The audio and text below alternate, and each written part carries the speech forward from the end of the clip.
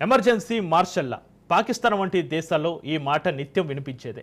కానీ ప్రజాస్వామ్య దేశాల్లో ఈ నిర్ణయం పెను ప్రకంపనలు సృష్టిస్తోంది. సౌత్ కొరియాను కొన్ని గంటల పాటు ఈ నిర్ణయమే షేక్ చేసేసింది.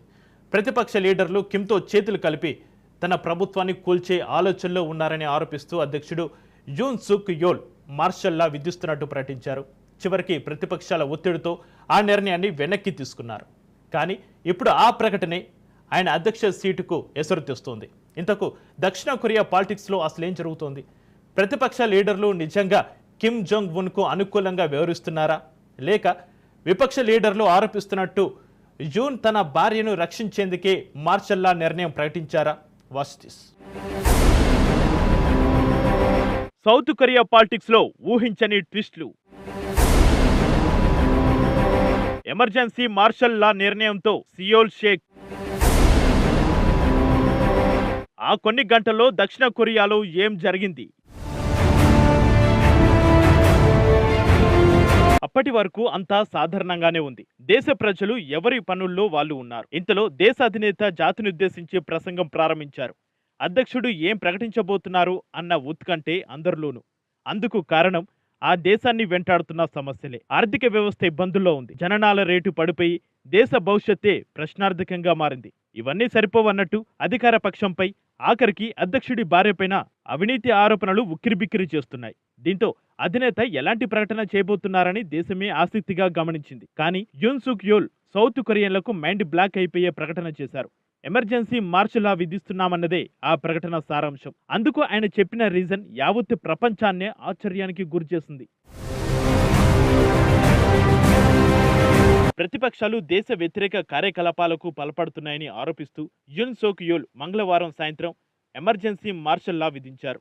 నార్త్ కొరియా అనుకూల శక్తులను ఏరివేతకు ఇదే సరైన నిర్ణయం అన్నారు. 1980 తర్వాత ఆ దేశంలో మార్షల్లా విధించడం మళ్లీ ఇప్పుడే. అధ్యక్షుడి ప్రకటన అందరినీ ఆశ్చర్యానికి గురిచేయడమే కాక దీనిపై తీవ్ర వ్యతిరేకత వచ్చింది. అధ్యక్షుడి ప్రకటనతో రంగంలోకి దిగిన సైన్యం, పార్లమెంటు, ఇతర రాజకీయ సమావేశాలు నిర్వహించరాదని హుకుం జారీ చేసింది. దీన్ని వ్యతిరేకిస్తూ పార్లమెంటు వెలుపల వేలాది మంది నిరసనకు దిగారు. వారిని భద్రతా బలగాలు అడ్డుకోవడం ఘర్షణలకు దారితీసింది. అధ్యక్షుడి నిర్ణయాన్ని ప్రతిపక్ష డెమోక్రటిక్ పార్టీ తీవ్రంగా ఖండించింది. అటు సొంత పార్టీ నుంచి కూడా దీనిపై వ్యతిరేకత వచ్చింది. దీంతో అర్ధరాత్రి సమయంలో ప్రత్యేక సమావేశం ఏర్పాటు చేశారు. మార్షల్లా అమలును వ్యతిరేకిస్తూ తీర్మానం తీసుకురాగా పార్లమెంటు ఏకగ్రీవంగా ఆమోదించింది. అనంతరం మార్షల్లా అమలు చట్టవిరుద్ధమని స్పీకర్ ప్రకటించారు. చివరికి యూన్ సుక్ యోల్ తన నిర్ణయాన్ని వెనక్కి తీసుకోక తప్పలేదు.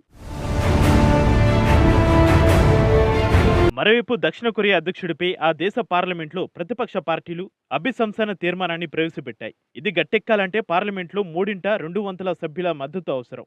అదిగాక కనీసం 6 రాజ్యాంగ న్యాయమూర్తులు దీనికి అనుకూలంగా ఓటు వేయాల్సి ఉంది. దక్షిణ కొరియా పార్లమెంట్లో 300 మంది సభ్యులు ఉన్నారు. ఒకవేళ అధ్యక్షుడు అభిశంసనను గట్టెక్కాలంటే 200 మంది సభ్యుల మద్దతు అవసరం. ఈ తీర్మానాన్ని ఈ నెల 6 లోపు ఓటింగ్ కు తీసుకొచ్చే అవకాశం ఉంది. ప్రస్తుతం ప్రధాన ప్రతిపక్ష డెమోక్రటిక్ పార్టీ, ఇతర చిన్న విపక్ష పార్టీలంతా కలిపి 192 మంది ఉన్నారు. అధ్యక్షుడి ఎమర్జెన్సీకి వ్యతిరేకంగా తీసుకొచ్చిన తీర్మానం 190-0తో నెగ్గింది. ఈ పరిణామాలన్నీ చూస్తే జూన్ పదవి నుంచి దిగిపోవడం ఖాయంగానే కనిపిస్తోంది. 2022లో పీపుల్ పవర్ పార్టీ తరపున యూన్ అధ్యక్ష పగ్గాలు చేపట్టారు. అప్పటి నుంచి ప్రతిపక్షాల వైఖరితో ఆయన ఇబ్బందులు పడుతూనే ఉన్నారు. ముఖ్యంగా వచ్చే ఏడాది కోసం బడ్జెట్ రూపకల్పన విషయంలో ప్రధాన ప్రతిపక్షం డెమోక్రటిక్ పార్టీని ఏకతాటిపైకి తెచ్చుకోలేకపోతున్నారు.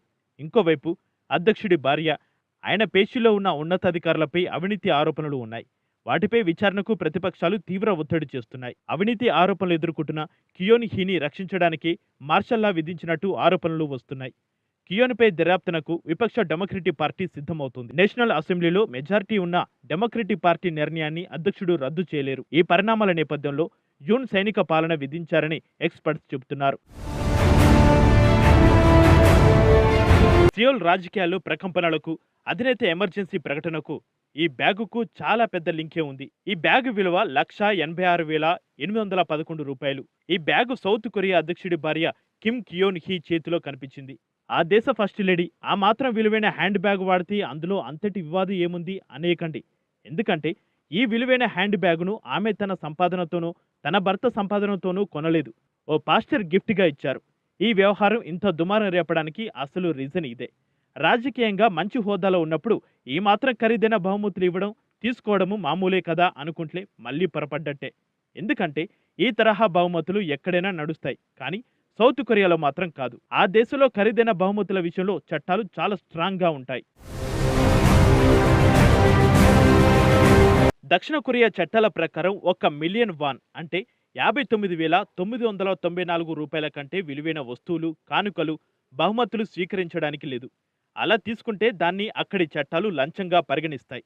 దక్షిణ కొరియాలో లంచం వ్యతిరేక చట్టం చాలా కఠినంగా అమల్లో ఉంది.